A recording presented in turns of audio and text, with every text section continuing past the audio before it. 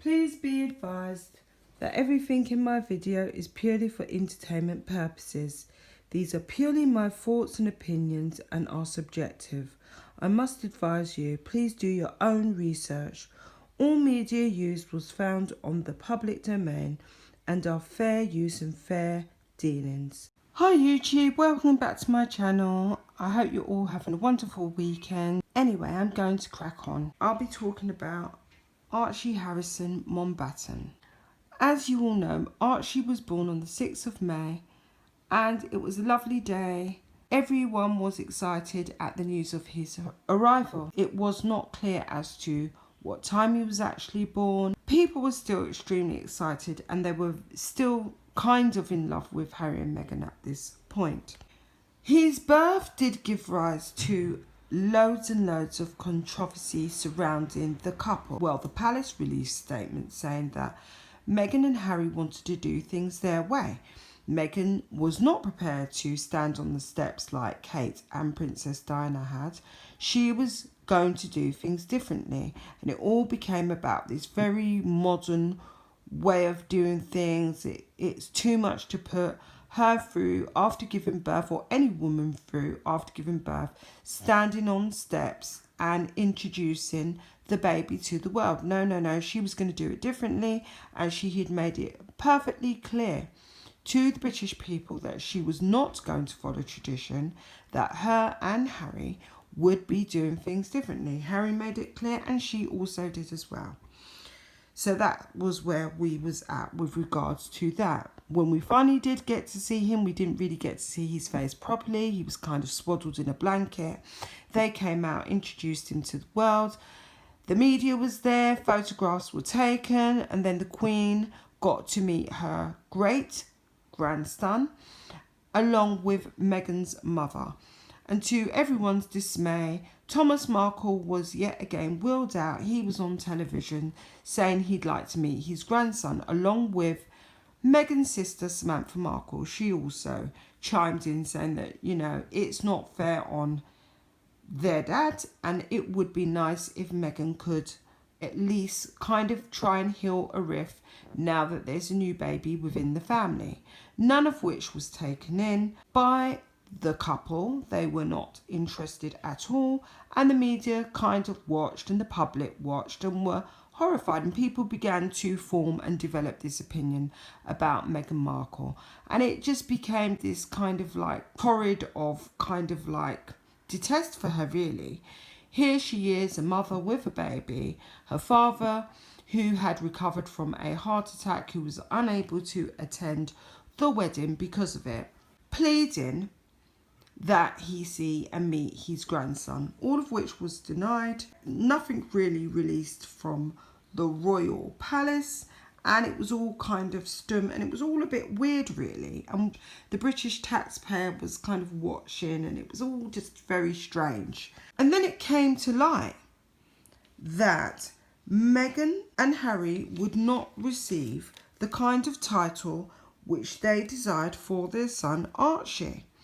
They desired him to be a prince, but this was not going to happen because Charles is not king, so Charles could not bestow his grandson the title of prince, because that's just not the way it works within the royal tradition. So they decided not to stick with tradition, and that was the reason for all of the I'm not standing on the steps, I'm not going to do the traditional things, I'm not going to do the photographs. No, I'm not doing any of that, because Archie is not going to be a prince, therefore he's not going to get a traditional royal name.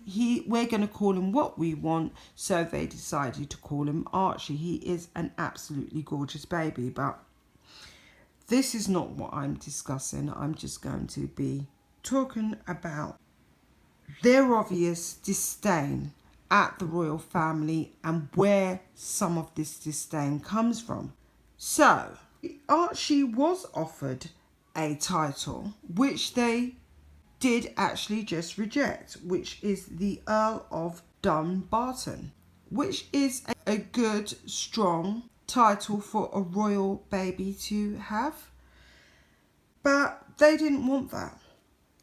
But Archie also does receive his dukedom. So if Harry was unfortunately to pass away, or in the event of Harry's passing, Archie would receive the title of Duke of Sussex. So he does have 2 titles there already. And then there's the title that Meghan really wanted Archie to receive. She wanted him to be a prince, which he will become once Prince Charles becomes King of England. Then he has the power to bequeath on Archie the title of prince. Whether or not Archie uses that remains to be seen. He'll have a choice. He could use that or he may reject it. It's entirely down to him. So we'll have to wait and see. Anyway, it has been anticipated that Archie will actually remain in America for most of his life, giving him an American upbringing. And if that is the case, he won't have any ties with the UK, and he really won't have much in common with his cousins who reside in the UK. Because we know on the American side, Meghan doesn't talk to any of her family. She doesn't really talk to the Markles. The only one she is in contact with, as we all witnessed on her wedding day on May the 19th, that is her mother Doria. So, and from what I can see, Doria is past the age of having children. So, you know, Archie will grow up kind of with very few actual blood relatives around him other than his parents, Doria, and maybe if Meghan and Harry make the odd trip to the UK, or maybe if William and Kate make the odd trip to the US of A.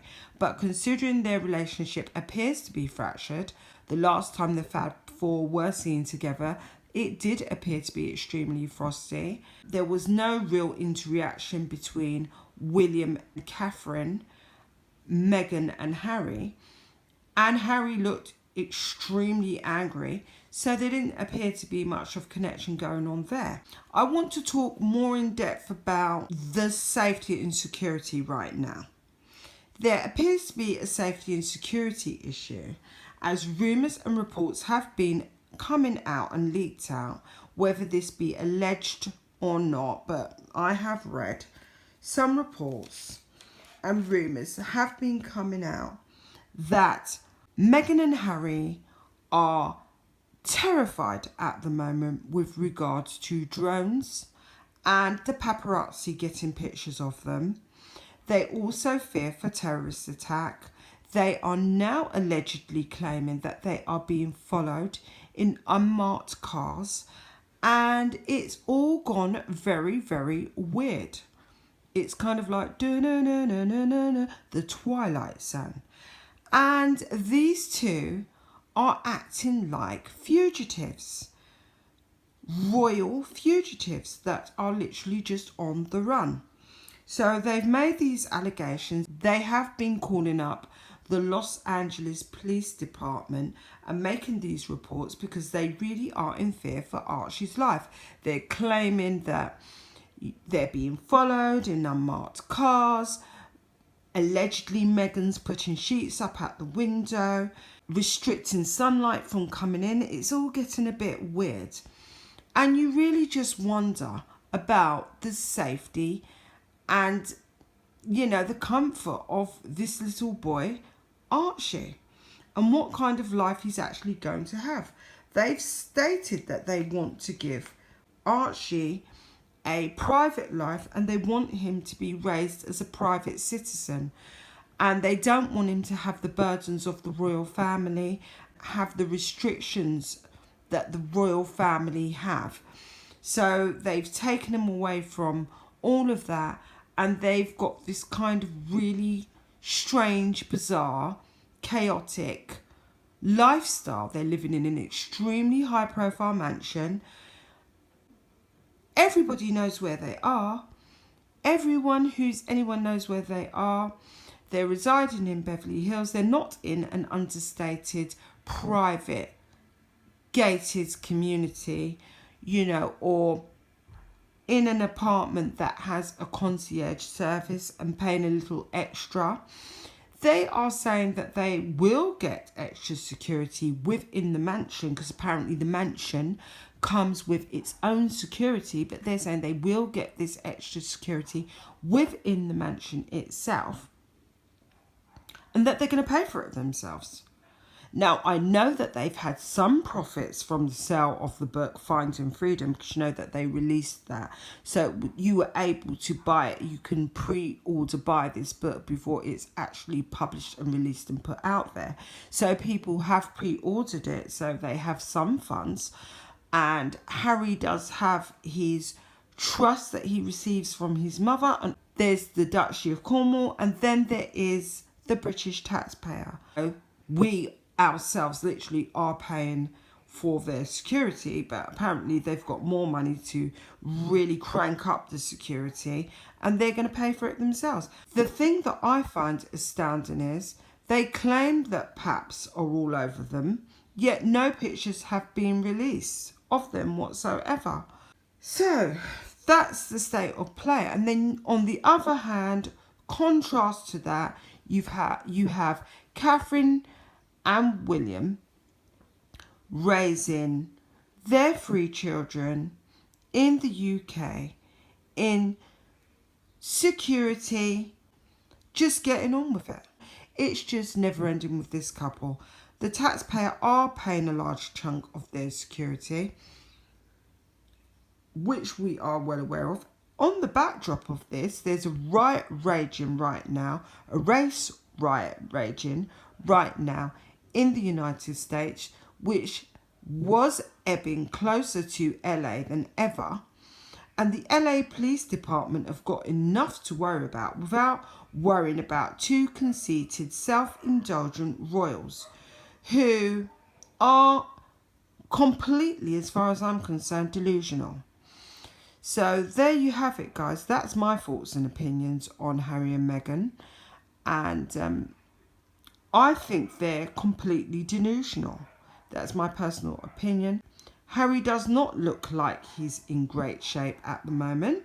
He looks like he's just holding on by threads, literally. They have this wonderful little boy, which is a little gift, and they ought to protect him a lot better than they are. They are extremely high profile, and it costs a hell of a lot of money for all the security that they are needing.